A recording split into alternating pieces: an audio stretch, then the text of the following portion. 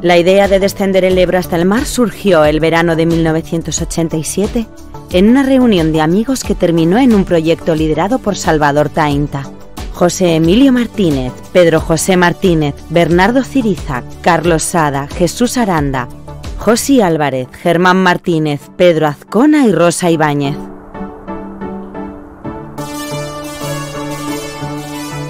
El diseño de la balsa, el asesoramiento para la navegación y el tipo de vela que necesitaban lo obtuvieron de la Escuela de Vela de Yesa, quedando la construcción a cargo de los padres del proyecto.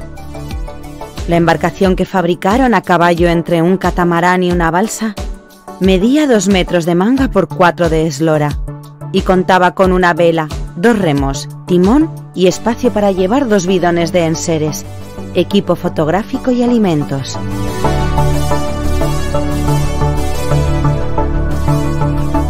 En cuanto a la financiación del proyecto, que fue de 200.000 pesetas, la cubrieron con subvenciones de Caja de Ahorros de Navarra y del Ayuntamiento de Falces.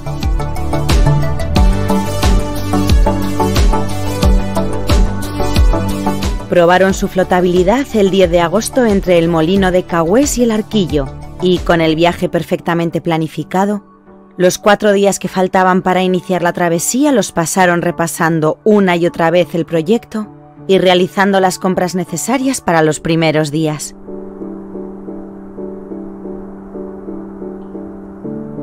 Tal y como estaba previsto, el día 14 a las 7 de la tarde y con una temperatura de casi 40 grados, Emilio Martínez y Salvador Tainta partieron del Bocal de Tudela, tras una pequeña fiesta espontánea organizada por los familiares y amigos que acudieron a despedirlos.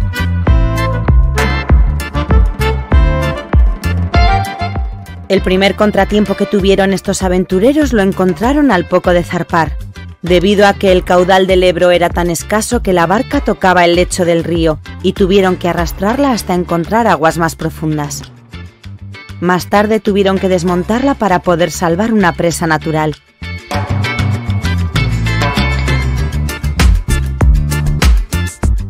El sábado 15, mientras los falcesinos disfrutaban del Sábado de los Fuegos, los navegantes tuvieron que solventar el problema de navegación que volvieron a tener a la altura de Ribaforada, donde tuvieron que buscar ayuda para trasladar la balsa hasta el Canal Imperial, para así poder navegar por aguas profundas con orillas repletas de chopos, fresnos y álamos.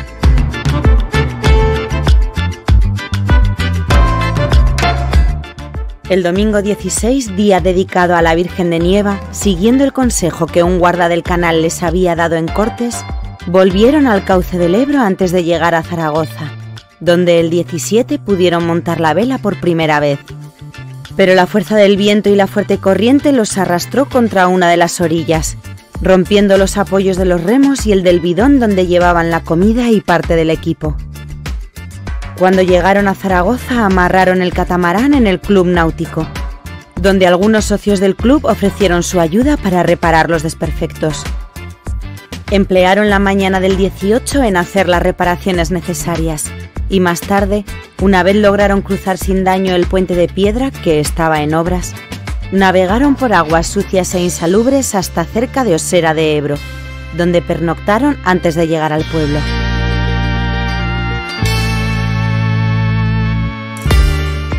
El día 19, tras desayunar magdalenas y agua fresca, partieron hacia Osera de Ebro, y cerca de Quinto se les partió el palo de la vela en unos rápidos. Lo repararon en un taller de la localidad y el 20, tras haber pasado la noche cerca de la barca, llegaban a Velilla de Ebro después de solucionar los inconvenientes de una presa y navegar unas veces a vela y otras empujando la balsa cuando la profundidad era escasa. El esfuerzo se vio agravado por el sofocante calor y el acoso de los tábanos.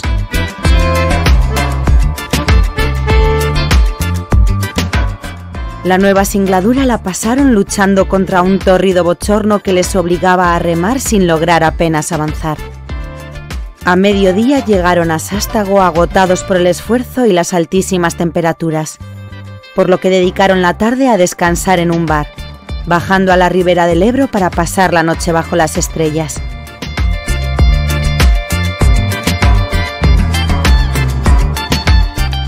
El sábado 22 ya habían navegado más de 200 kilómetros pero tenían por delante otros tantos, y esa distancia, sumada a los inconvenientes de los últimos días, acabó agotándolos física y mentalmente, y se plantearon abandonar la empresa. No obstante, tras descansar en Menuza retomaron el viaje, y al caer la tarde, decidieron pasar la noche en la orilla ante la imposibilidad de avanzar contra el abrasador bochorno.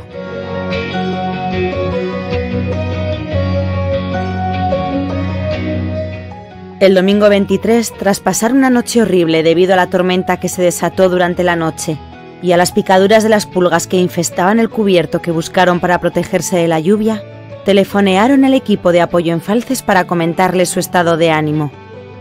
Acordaron que se tomaran un día de descanso y que después decidieran, pero se les pidió que pensaran que en Falces, durante el descanso de la música de la noche, se estaba dando un parte de su aventura y que la gente seguía sus pasos con expectación. Esta noticia fue determinante para decidir seguir adelante.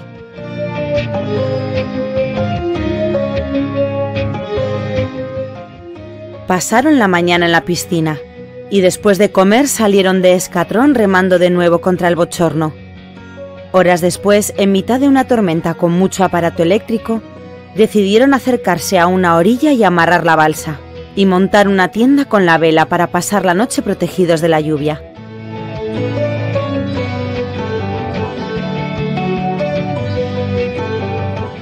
El lunes 24, día de la abadejada, no fue muy distinto de las últimas jornadas. Calor y bochorno, pero el 25 les subiría la moral un fresco y potente viento del norte, que les permitió desplegar parte de la vela y navegar descansados y animados un tramo del inmenso pantano de Mequinenza, después de haber sobrepasado Chipriana y Caspe.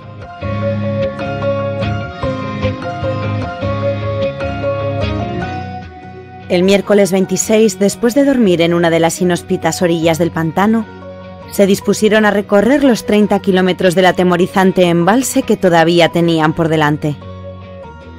Les llevó todo el día sin dejar de pensar un solo instante en los siluros gigantes de los que les habían hablado. Cerca ya de la presa, las orillas empezaron a estar pobladas de árboles y, como la noche se les estaba echando encima, decidieron pernoctar allí.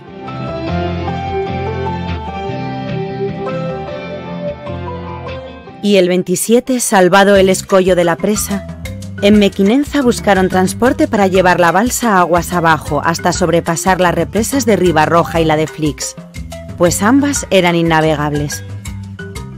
Apenas volvieron al río, la presa empezó a soltar agua y se vieron arrastrados a gran velocidad durante 5 kilómetros. No tardaron en llegar a Asco, donde tuvieron que salvar la presa de la central nuclear y desmontar de nuevo la balsa. Esa noche durmieron en un bosquete de sauces llorones que encontraron en el pequeño municipio tarraconense de García, hasta que una tormenta los despertó a las 3 de la madrugada, momento en que buscaron refugio en un portal del pueblo.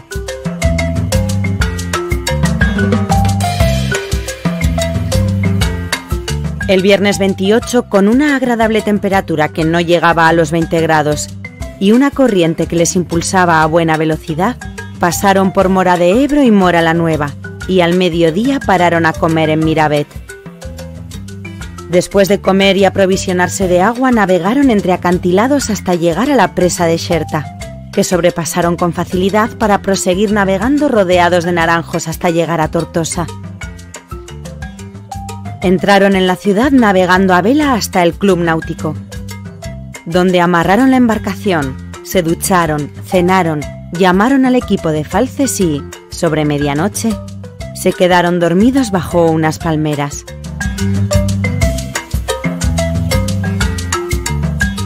La mañana del sábado 29, tras gastarse en pan, leche y tabaco las 300 pesetas que les quedaban, volvieron a la balsa.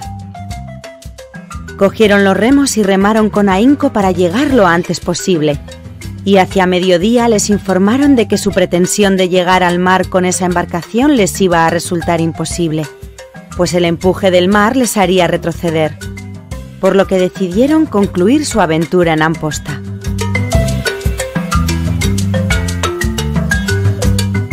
amarraron en el club náutico y contactaron con el equipo de Falces para notificarles la imposibilidad de llegar al mar y que daban por concluido el viaje. En palabras de Emilio y Salvador, en esos 16 días de navegación el río había sido su pueblo y la balsa su casa. La expedición había concluido, pero el domingo 30 les quedaban por vivir horas de bienestar que aliviarían las penalidades que habían padecido. El reencuentro con los amigos de Falces que fueron a recibirlos y la imposición por parte del alcalde del clásico pañuelo rojo al cuello y una insignia con el escudo de la villa, fue el final de una aventura que, además de trabajo y penalidades, les aportó satisfacciones íntimas, como saberse capaces de sobreponerse a la adversidad. Después, comieron todos en un restaurante del Delta y por la tarde regresaron a casa. La publicación de un pequeño libro a modo de diario de a bordo fue el colofón a tan original iniciativa.